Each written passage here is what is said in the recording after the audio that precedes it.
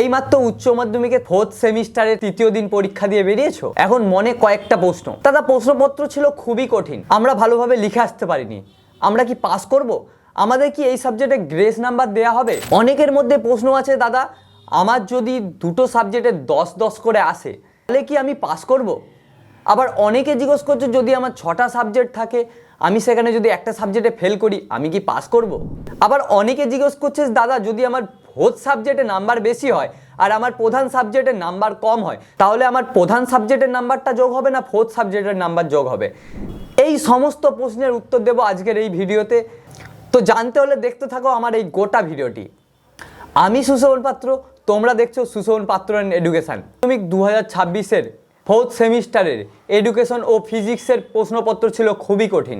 অনেকেই বলছো, দাদা আমার প্রশ্নপত্র অতটা ভালো হয়নি, আমি হয়তো ফেল করব। আবার অনেকেই বলছো, দাদা প্রশ্নপত্র আমার খুব ভালো হয়েছে, আমি খুব সুন্দর লিখে এসেছি। এবার জানাবো এই মুহূর্তে পর্ষদের কাছ থেকে আসা বিশেষ কিছু নোটিশ। জানতে হলে দেখতে হবে আমার পুরো ভিডিওটি। এই মাত্র তোমরা পরীক্ষা দিয়ে বেরিয়ে এসেছো, এখন একটাই টেনশন, এই পরীক্ষাতে আমি কি আদৌ পাস করব? আমার প্রশ্নপত্রটা ছিল খুব কঠিন, আমি অনেক কিছু লিখতে পারিনি, তাহলে আমি কি পাস করব? আমার কি পাস নাম্বারটা উঠবে? আবার অনেকেই বলছো, আমার সবটা কমন এসেছিল, আমি খুব সুন্দর লিখেছি। তোমাদের স্বার্থে আমি বলে রাখি, প্রশ্নগুলো সমস্তই বই থেকে এসেছে, বইয়ের বাইরে থেকে সেভাবে কিছু আসেনি, বাট প্রশ্নগুলোকে এমনভাবে ঘুরিয়ে করা রয়েছে যাতে তোমাদের বুঝতে অসুবিধা হয়েছে। এবার তোমার দিকে বলতে চলেছি এমন একটা কথা যেটা শুনলে তোমরা হয়তো ভেঙে পড়বে এবং এটা হয়তো ভাববে একটা নেগেটিভ দিক, বাট আমি আবার বলছি এটা কোনো নেগেটিভ দিক নয়, এটা বরঞ্চ তোমাদের পজিটিভ দিক। কি করে পজিটিভ দিক জানতে হলে দেখে নিও পুরো ভিডিওটা। এবছর তোমরা খুব কম টাইমেই পরীক্ষা দিয়েছো, তোমরা হাতে বেশি দিন পাওনি পড়াশোনা করার জন্য। এবার তোমরা যাদের কাছে পড়াশোনা করছো তারাও কিন্তু ঠিকভাবে জানে না যে এবছরের প্রশ্নপত্র কীরকম আসতে চলেছে বা কি হতে চলেছে, সম্পূর্ণ নতুন। এবার বলতে পারো এইচএস বোর্ড একটা নতুন প্রসেস নিয়ে এসেছে, এবছরই প্রথম সেমিস্টার ভাগে পরীক্ষা চলছে। তো তোমরাই প্রথম বছর যাদের ওপর এই বিষয়টার উপর এক্সপেরিমেন্ট করা চলছে, মানে তোমরা যাদের কাছে টিউশন যাচ্ছ বা যাদের কাছে পড়াশোনা করছো বা যে তোমাকে সাজেশান দিচ্ছে, তারাও কিন্তু ঠিকভাবে জানে না এবছর কীরকম টাইপের প্রশ্ন আসতে চলেছে বা কীরকম কি হতে পারে। আমি বলবো এটা তোমাদের ওপর এক্সপেরিমেন্ট চলছে, পরীক্ষা অনেক আগিয়ে নিয়ে চলে আসা হয়েছে, যে জন্য তোমরা ঠিকভাবে পড়ার টাইম পাওনি। আরও একটা কথা বলবো, প্রশ্নপত্রকে ইচ্ছা করে ঘুরিয়ে পেঁচিয়ে করা হচ্ছে যাতে যাদের কাছে তোমরা টিউশনে পড়াশোনা করো তারাও যেন না ভালো করে ধরতে পারে। হয়তো তোমরা বুঝতে পারছো বা আমরা এই জায়গায় থেকে ভালোভাবে বুঝতে পারছি যে তোমাদের উপর কি চলছে। এবার এ থেকে তোমাদের পজিটিভ দিকটা কি? এত কিছু নেগেটিভের মধ্যেও কিছু পজিটিভ দিক থাকে, সেটা তোমার দিকে এখনই বলবো।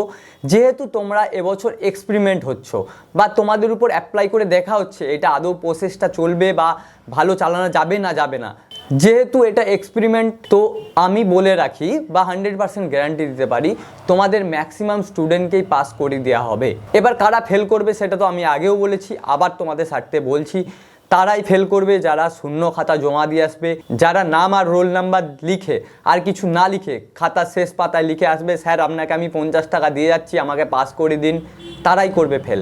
আমি আগেও বলেছি আবার বলছি, ফেল করা সব থেকে কঠিন। তুমি যদি কিছু না করে 2 ঘন্টা থেকে 3 ঘন্টা বসে থাকো তাহলেই তুমি করবে ফেল। আবার বলে রাখি, এবছর উচ্চ মাধ্যমিকে 80 থেকে 90% নাম্বার পেয়ে সকলেই করবে পাস। এবার আমাকে অনেকেই বলছো, দাদা ফিজিক্সের ও এডুকেশনের এক্সাম আমার খুব খারাপ হয়েছে।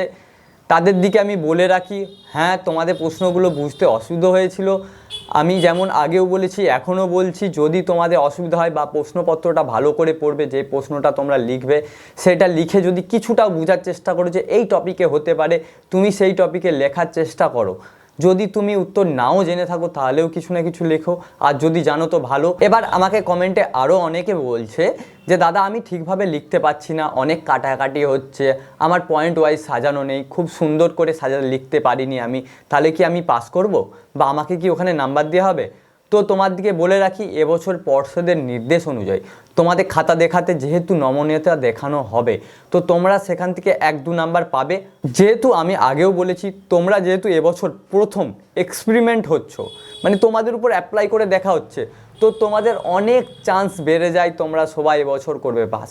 তো অনেকে আমার স্নেহের ভালোবাসার ছাত্ররা আমাকে কমেন্টে জানাচ্ছে যে দাদা আমার দুটো বিষয়ে 10-10 করে হচ্ছে, তাহলে কি আমি পাস করব?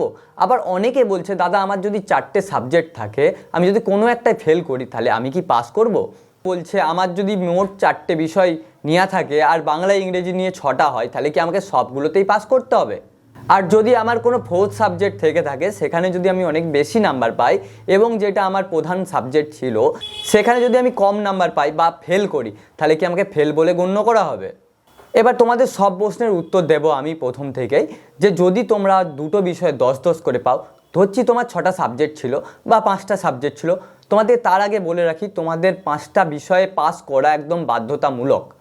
যদি এরপরেও কেউ না পাস করতে পারে, কোনো একটা বিষয়ে যদি ফেল করে, এটা তোমাকে সাপ্লি দিতে হবে। তো তোমার দিকে আরও একটি কথা বলে রাখি, সাপ্লিটা তুমি কতদিন দিতে পারবে? ধরো এবছর ফেল করেছো, পরের বছর এক্সাম দিচ্ছ, পরের বছরও ফেল করলে, তখন কতদিন চলবে? তো তোমার দিকে প্রথমেই বলে রাখি তোমরা 7 বছর, টানা 7 বছর এইভাবে সাপ্লি দিতে পারবে। এই এক্সামগুলো কখন হবে? পরের বছর এই টাইমেই এক্সামটি হবে, মানে 4th সেমিস্টারে তুমি দিতে পারবে। মানে তুমি যদি 4th সেমিস্টারে ফেল করে থাকো, তো পরের বছর 4th সেমিস্টারে এই সেম দিনে, যেদিন এই বিষয়ের পরীক্ষা হবে, সেই দিনে তুমি সাপ্লিটা দিতে পারবে। এবার বলি, তোমরা যে বলছিলে 10-10 করে যদি আমি দুটো সাবজেক্টে পাই, ধরো আমার 5টা বিষয় আছে, আমার দুটো করে 10 হচ্ছে। তো আমি প্রথমেই বলে রাখি, যেহেতু তোমাদের দুটো করে 10 হচ্ছে, ধরো এটা বাংলা বা ইংলিশ, অনেকে বলছে গ্রেস নাম্বার দেওয়া হবে না বাংলা ইংলিশে, তবুও বলে রাখি যদি তুমি ম্যাক্সিমাম সাবজেক্টগুলো পাস করো, শুধু ওই দুটো 2 নাম্বারের জন্য তুমি কি ফেল করবে? না, তোমাকে ওই নাম্বারটা দিয়ে দেওয়া হবে। এবারে সব কথাই তো আর প্রকাশ্যে বলা যায় না যে তোমার দিয়ে গ্রেস নাম্বার দেওয়া হবে, তবুও বললাম তোমাদের জন্য, যাতে তোমরা এই বিষয়গুলো নিয়ে টেনশন না করে নেক্সট এক্সামগুলো ভালোভাবে দিতে পারো। এবার নেক্সট প্রশ্নে আসবো, যেটা আমাকে সবাই বলছিল যে দাদা যদি আমার 4th সাবজেক্ট থাকে, ধরো আমার ইতিহাস ছিল আর আছে সংস্কৃত, সংস্কৃতটা জাস্ট আমার 4th সাবজেক্ট ছিল আর ইতিহাস ছিল 1st সাবজেক্ট বা আমার প্রধান সাবজেক্টের মধ্যে একটা। তো ইতিহাসে পেয়েছি আমি 10 আর আমি পেয়ে গেছি সংস্কৃততে আরও বেশি, ধরো 15। তো আমাকে এখানে সংস্কৃত সাবজেক্টটাই নেওয়া হবে, ওই 15 নাম্বারটাই নেওয়া হবে। যেহেতু আমার প্রধান সাবজেক্টে কম নাম্বার ছিল, ওইটা বাদ পড়ে যাবে। জাস্ট যেটা আমার লাস্ট সাবজেক্ট ছিল, মানে 4th সাবজেক্ট ছিল, ওটা প্রধান সাবজেক্ট হয়ে যাবে, আর যেটা আমি কম নাম্বার পেয়েছি সেটা জাস্ট 4th সাবজেক্ট হয়ে যাবে। আশা করছি বুঝতে পেরেছো। যদি না বুঝতে পারো আবার একবার বলছি, জাস্ট তোমার 4th সাবজেক্টটা যদি বেশি নাম্বার থাকে, ওটা প্রধান সাবজেক্ট হয়ে যাবে, যেখানে তুমি কম নাম্বার পাচ্ছ সেটা তোমার 4th সাবজেক্ট হয়ে যাবে। এবারে আরও একটা প্রশ্ন ক্লিয়ার করি, তোমরা অনেকে বলছো দাদা যদি আমার 6টা সাবজেক্ট থাকে, বাই চান্স আমি একটা সাবজেক্টে ফেল করেছি, তখন আমাকে কি পাস করা হবে নাকি আমাকে ফেল বলে গণ্য করে দেওয়া হবে? তোমার দিকে আগেও বলেছি, আবার বলছি, জাস্ট 5টা সাবজেক্টে তোমাকে পাস করতে হবে। তোমার 6টা সাবজেক্ট থাকলেও তোমাকে জাস্ট 5টা সাবজেক্টে পাস করতে হবে। তাই বলে রাখি, একটা সাবজেক্টে তো ফেল করলেও সেটা ফেল বলে গণ্য হবে না, তুমি পাস করবে। আশা করছি তোমাদের সমস্ত প্রশ্নের উত্তর আমি দিতে পেরেছি। যদি তোমাদের মনে কোনো প্রশ্ন থাকে আরও, সেটা আমায় কমেন্টে লিখতে পারো, আমি তোমার দিকে মেল আইডি দেবো, সেখানে তোমরা আমাকে মেল করতে পারো। যদি তোমাদের কোনো প্রশ্ন থাকে সেই উত্তর আমি তোমাকে নেক্সট ভিডিওতে দিয়ে দিতে পারি, বা তোমাদের জন্য স্পেশাল করে একটি করে রিলস নিয়ে আসতে পারি, বা আমাকে আমার সোশ্যাল মিডিয়াতে তোমরা ফলো করতে পারো। আবার বলি, টেনশন করো না, যেটা হয়ে গেছে সেটা নিয়ে আর ভেবো না, যেটা নেক্সট সেটা নিয়ে আবার ভাবো।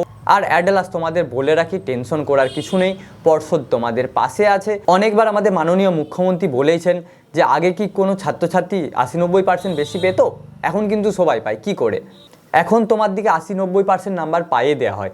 যারা ভালো পড়াশোনা করে তারা তো সব দিনই টপার, তাদের কথা ছেড়ে দিচ্ছি। যারা একটু নিম্নমানের, মানে কম পড়াশোনা করে বাট চেষ্টা করে জাস্ট যেভাবে হোক পাস করে যায়, বা একটা মোটামুটি নাম্বার পাস করতেটুকু চাই, তাদের জন্য বলে রাখি, তোমাদের জন্য তোমাদের পর্ষদ রয়েছে। তারা চাইবে না তুমি ফেল করো, তোমরা যদি না সাদা খাতা জমা দিয়ে আসো। তাই একদমই টেনশন করো না, আমি বলবো তোমরা পাস করবে। আমার কথা মতন তোমরা যদি লিখে আসো সুন্দর করে, তাহলে তোমরা অবশ্যই করবে পাস। এইরকমই লেটেস্ট আপডেট পাওয়ার জন্য আমার চ্যানেলটিকে এখনই সাবস্ক্রাইব করো, আর পাশে থাকা বেল আইকনটি দাবিয়ে অল করে দাও, যাতে একটা ভিডিও না মিস হয়। দেখা হচ্ছে আবার কোনো নতুন ভিডিওতে। সুখে থেকো, ভালো থেকো, টাটা, বাই।